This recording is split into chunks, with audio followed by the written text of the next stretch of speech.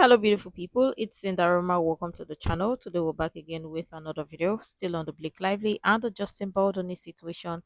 We're gonna check this video together. This is from Hot Mics with Billy Bush, and Candace Owens is on the podcast with alongside Billy Bush. They're gonna be talking about Blake Lively, which we're gonna check together, and all of your thoughts and your contribution at the end of the video. Let's dive right in. Look, your coverage on this on Blake Lively and Ryan Reynolds and Baldoni and all this is just it's second to none. I've been listening to every one of your episodes. What is your reaction to today's events? Ryan's attempt to get dismissed from Baldoni's lawsuit. Look, so I just covered this on my show. Totally understandable legal maneuver. Of course, you're going to try to get your clients dismissed from a lawsuit. So we're seeing that from Leslie Sloan. We're seeing that from Ryan Reynolds. But when you read into his lawsuit, it's really fascinating to see how there's two courts that are playing out right now, and both of them have a lot of significance in their life. If they lose in the real court, obviously they're going to lose hundreds of millions of dollars that are at stake. But also in the court of public opinion, hundreds of millions of dollars are at stake. And so this filing to dismiss is essentially him saying like, nah, boo boo, on the defamation claim, you can't touch me because it's satire, right? He's arguing that satire, and satire is protected speech, and that when he assumed this nice pool character, oh, well, you got hurt feelings, but it does not rise to an actual defamation claim. I want to be clear. That's actually, on that one point, a strong legal argument. Yeah, but that's not really what it's about, though. I mean, right? It's not really about... That's not what it's about. No.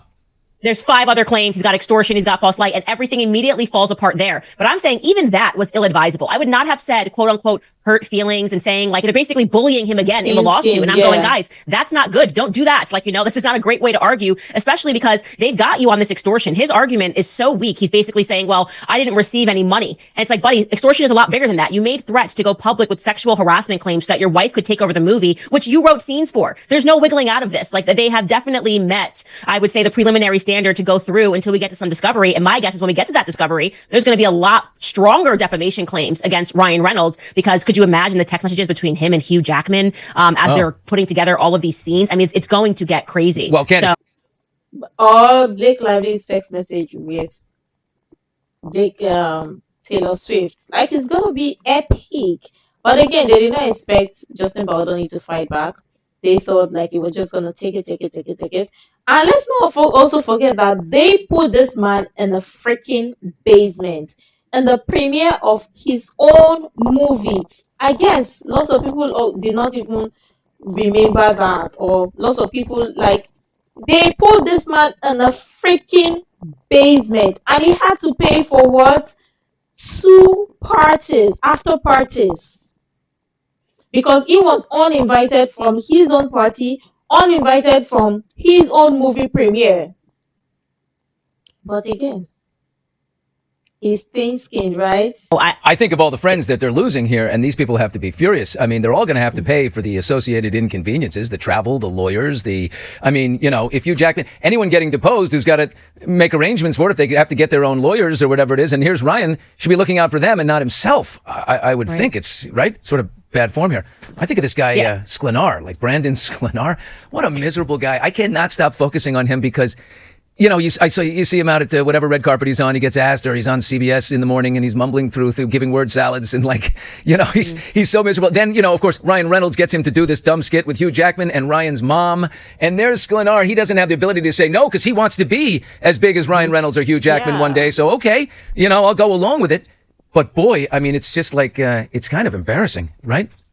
He just has to man up and say, I'm sorry. I can understand, okay, maybe he really truly believed it. Many people were deluded by her New York Times expose, and they read through the CRD complaint, not even knowing the differences between what a CRD complaint and a real actual lawsuit is. All of that could be forgivable if you immediately backpedal and say, you know what, I shouldn't have said what I said. And that's actually what Blake Lively's brother-in-law did. I'm blanking on his name right now, but he was in Yellowstone, and he gave a very strong statement when the CRD complaint came out. And then when he was met with more information from Brian Friedman, he gave an equally as strong statement saying, I shouldn't have been reactive. I shouldn't have, involved myself in this. And that was very commendable. Yeah. But this is not what Brandon Sklenar's doing. He basically likely got signed by WME, which was quite recent because of the connections with Blake Lively. They obviously kind of rolled out the red carpet for him. And so he's too much of a coward to go back because they established these Hollywood connections to just say, you know what, I shouldn't have weighed into this lawsuit at all. And it wasn't really my business to begin with. And I wish everybody luck. And I'd like to apologize to Justin Baldoni because he treated me well and did nothing wrong. And I allowed him to sit in a basement with his family because I was starstruck by Hugh Jackman. Yeah.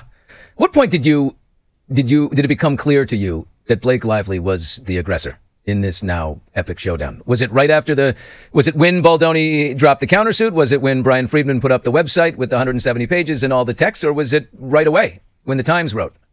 Right away. I've always had an intuition about her, and I've always had an intuition about Taylor Swift and like the branding of the nice girl stuff. And something just didn't. I went through Justin Baldoni's Instagram, and he just seemed like a puppy. And I read it just didn't add up to me that this guy was secretly just dying to talk about pornography all the time and talk about his porn addiction and wanted her to look at pornography. I'm going, this is not the Instagram feed I'm looking through. And I went back years, and I was frustrated by how nice phony, he was. And he's doing TED Talks about, we men need to be better. I mean, he's that man bun, male apologist that it would really fly in the face of everything he's put out there about himself. So, yeah, that would be odd.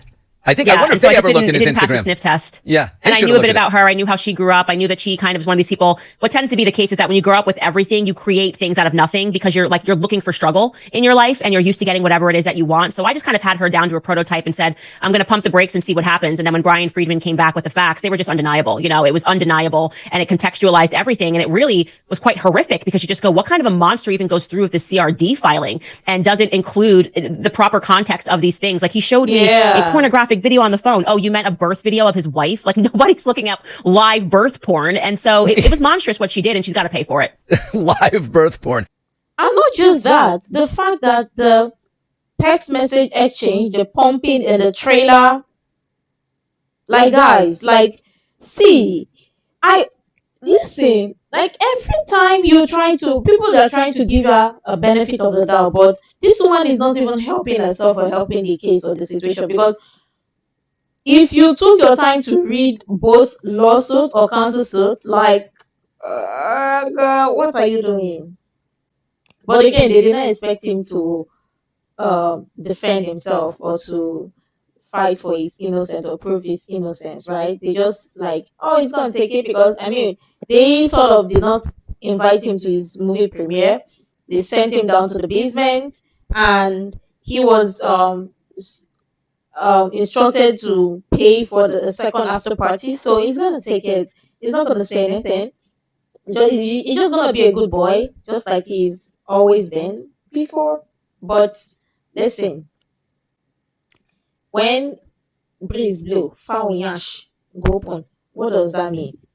You see the way the wind keeps blowing up and down. Suddenly it's gonna blow and expose a lot of things, because sometimes when the breeze blows, sometimes it carries sand, and when it carries sand, what does that mean?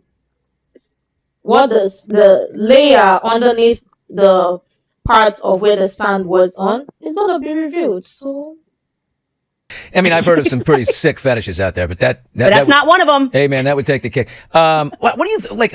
By the way, the trial is supposed to be March of 2026, a year from now. But you saw Brian Friedman's response today and the statement that he put out, lambasting Ryan Reynolds. No way are you getting out of this lawsuit. You've done everything. You've exploited. You've thrown him out of William Morris. You've done all of this stuff. You're not getting out. It is being tried now, not just in the court of public opinion, but by the lawyers. Everything that they file, every statement that they put out, we all consume. It's actually happening, isn't it? Yeah, it's happening. My best guess is they're going to try to get dismissed. It's not going to happen. And then we're going to see the rubber meet the road. They're going to understand what the implications are of these subpoenas. They're going to understand what the implications are of putting Taylor Swift under oath and going through Taylor Swift's text messages. And by the way, I think a lot of people are correctly assessing that it's Taylor Swift's messages that they don't want to provide insight into. But I'm going to go with it's also Ryan Reynolds. I think Ryan Reynolds has a few secrets in the closet too that they don't want people to be taking a look at, and it's going to destroy these people. That's why they wanted this attorney's eyes only privilege. And basically we can say anything. The public can't see it, just the attorneys. It was kind of a radical thing to want, and they were arguing that careers could be ruined. Well, what could be ruined? You might be a little embarrassed, but to ruin a career, there has to be some level of fraud in terms of how you're presenting yourself to the public and who you are in private. And so that kind of a desperate sort of a pleading, which was to do something that was abnormal and file for this attorney eyes only, which they didn't give them. He kind of half-weighted it and said according to medical records, which is self-explanatory. But that lets me know that they're scared, and they're not going to admit that until they lose the dismissals. And then I think they're going to want to settle. And a settlement's a good idea. idea if they give the full mea culpa. This is not like, oh, we're settling behind closed doors and nobody's talking about it. Ryan's not going to agree to that. I don't know Brian from a hole in the wall, but just by reading his filings, he's not going to, he's not going to agree to that. Well, it's going to have to be a full blown, I am sorry, I lied, I am a terrible person, tail in between the legs, and that's what we deserve. Remember, Blake and Ryan wrote a public statement, back in August for Baldoni to release. We'll write it for you. We'll sign your name even, but you put it out saying that every bit of this, all on you, every uncomfortable moment, we felt it. Well, now they could do the same thing. But Brian Friedman can say, here, exactly. Okay, you want to do a settlement? Here it is. We're going to write, you are sick people who tried to take over my movie and crush a little peanut like me just because I'm a man bun wearing, soft, beautiful soul. And then here, you release that. Candace Owens, we're talking to here. Candace is her podcast. It has grown leaps and bounds. Candace, what do you imagine is going on, though? You've talked about Ryan as of late. You've referenced that he might be gay, which, by the way, out of bounds in mainstream Hollywood. You're not allowed to do that. But you've sort of gameplayed that a little bit. What do you think is happening? Is it that Blake had a thing for Justin, and when Ryan sensed that, there was that thing in the air, she played it off like he was a creep and said, oh, my God, he's making the advances at me. I'm not doing anything. I don't know. Is that a context that Ryan could understand? What's happening?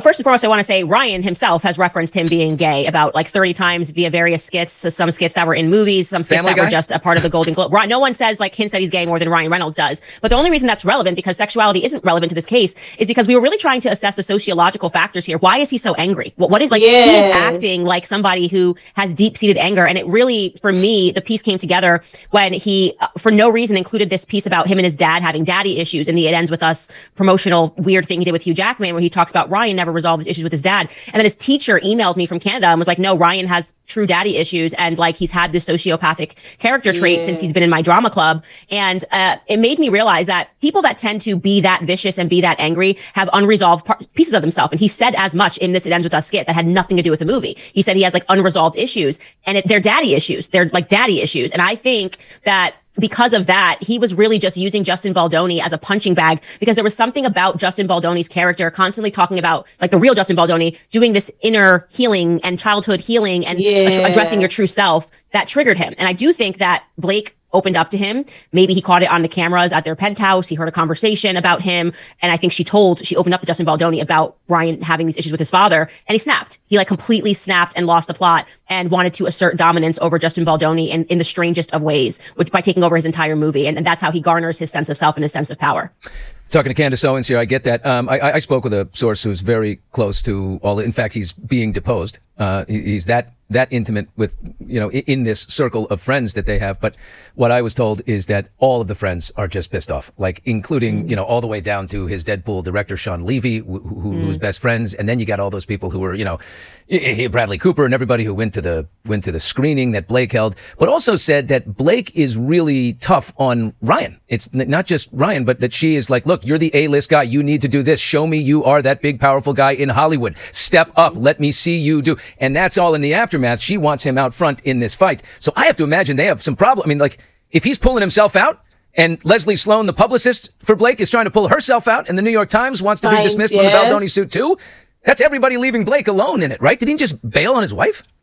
Yeah, I mean, you can definitely say she is not innocent in any of this without question. I really do think she's just a spoiled brat. It just goes down to something that simple. She's a spoiled brat, and she's used to getting what she wants from a time that she was a kid. And this is what she wanted. And I do think that people have not pieced together, and I've been speaking about it, the Scarlett Johansson piece of this is also something. She's the one that walked away from Ryan. He has control issues, and she was working with Wayfarer on her directorial debut at this time that this movie was being shot. And lo and behold, what is Blake trying to do? She's trying to make Ryan scramble to get her directorial rights over this movie. They're in this weird competition. Yeah. Another episode of my show, I went into that. I want to be a director before she's a director. Right. Another piece of this, Scarlett Johansson was also shooting a movie with Channing Tatum. Out of nowhere, Ryan plucks Channing Tatum up out of obscurity and puts him in the Deadpool and Wolverine movie, premiering as Gambit. And he did this whole thing thanking him. So there is a Scarlett Johansson element. There is a competitive element. And I do believe that Blake Lively put pressure on him because she's not that smart. She's not a brilliant actress, and she's not a Scarlett Johansson. And I think that, she suffers from that insecurity of wanting to feel like she belongs in the A-list club that Taylor Swift is in, and that her husband kind of isn't really in, but they now have a lot of A-list friends. Yeah, everybody wants to be Reese Witherspoon, somebody who's optioning books everywhere and turning them into, miniseries all over the place. Look, Obviously, the competitiveness is there. the fact, like the pressure and all that, and now they see that okay, okay, it is getting real, and they're about to withdraw and they leave. No, Ryan and Reynolds, or Ryan and Lively, the both of you. You remember what God have joined together, no man put us under, for better, for worse. You guys, you're not leaving each other, you're not commoting from there. The both of you together. Because when you insert yourself in the first place in beginning, you thought, you said you called it defending your wife, Abby. You will stay there to defend your wife. Don't leave her. Why are you leaving your wife? You want to live there? Mm-mm. Stay there. Stay there.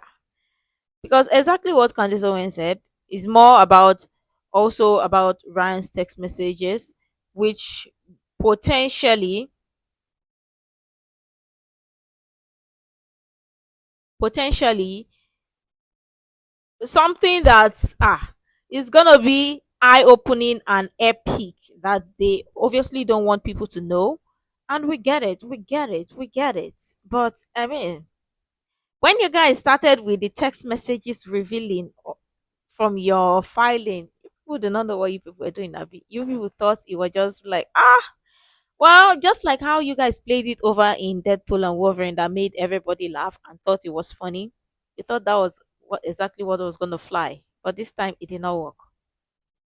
But so far so good. They actually thought this man was not going to respond, or he was not going to defend himself, and now they are finding it like, oh, there is no way out of it. They are in deep ish, and it seems like it is getting real. Yeah, it is getting real. It got real from the very moment you guys started or made Nice Pool a character.